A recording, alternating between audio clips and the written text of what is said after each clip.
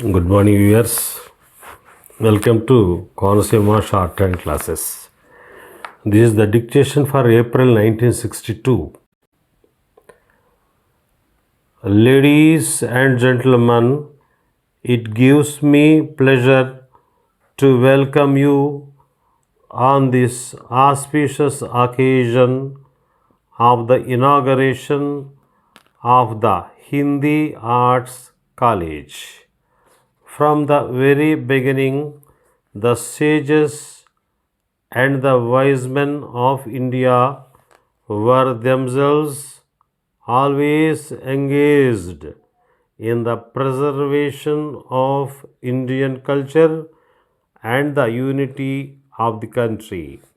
It is due to their efforts that, in spite of the fact that India was divided into several political spheres, social customs, and languages, the cultural unity of the country was never disturbed.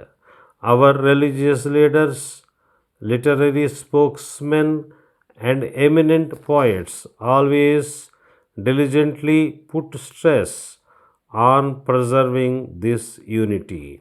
In olden times, Sanskrit achieved a significant position, being the language spoken and understood by our religious guides and men of letters throughout India, and in a way helped in saving the religious and cultural unity of the country. It is a good sign that our country is even now striving constantly to keep up that unity.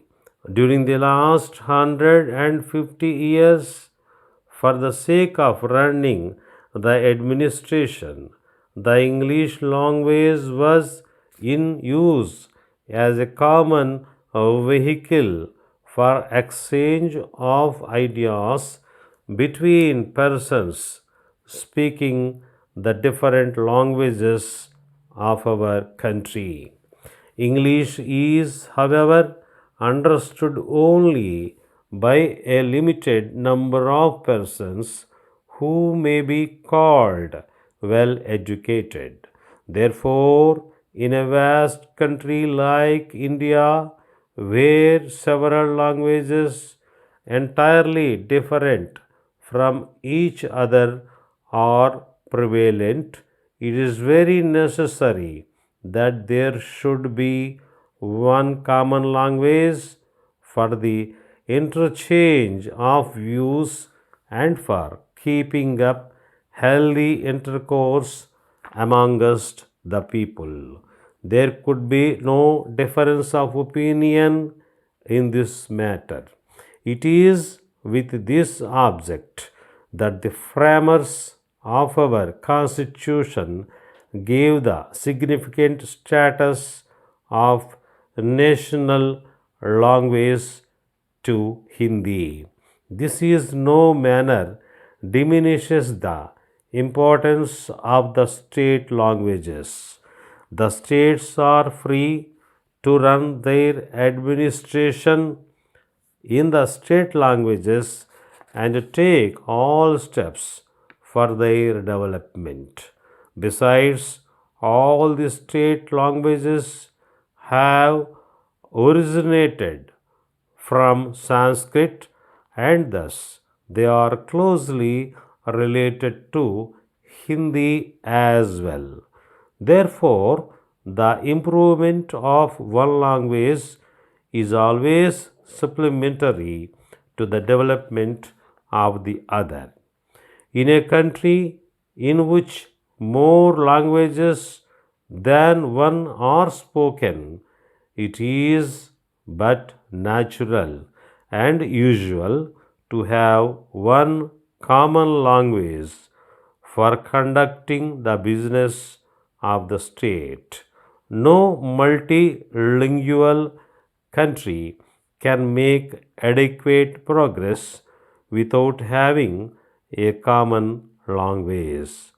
Therefore, it is very necessary for India as well to have a common language, which is Hindi, and to make it strong and advanced, it should be adopted at the university level for imparting higher education to students. The persons equipped with masterly knowledge of Hindi will be eagerly sought for and employed when the business among the various states and the center will begin to be transacted through Hindi. This mastery of language cannot be achieved unless higher education is given through the Hindi medium. Therefore, to face this emergency, we must now start many Hindi medium colleges in the regions where Hindi is not spoken by the people in any large numbers. The center is taking all sorts of steps for the development of Hindi so that it can be used in all walks of life. In many of the states, Hindi is a compulsory subject up to the high school stage. I am very happy to note that your state is the foremost in these efforts to popularize Hindi. Dear sirs, while I thank you with all my heart for the continued support which you are extending to us, I regret to note that for some time now you have reduced its quantum, as you were kind enough to give us advertisements for about rupees 500 a month during the initial stages. I was fondly hoping that you would gradually increase it. Instead of that, I find that there has been a reduction. I am giving every ounce of my energy to strengthen this organization as an organ of independent opinion, and unless good friends like you extend their full cooperation and support, I can hardly hope to succeed in my objective.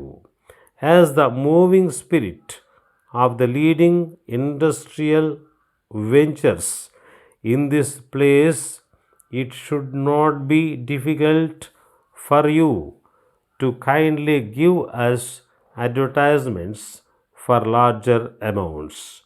We would soon be completing the first year of our existence, and with the purchase of a fast printing machine, which we hope to effect in the near future, we expect to forge further ahead.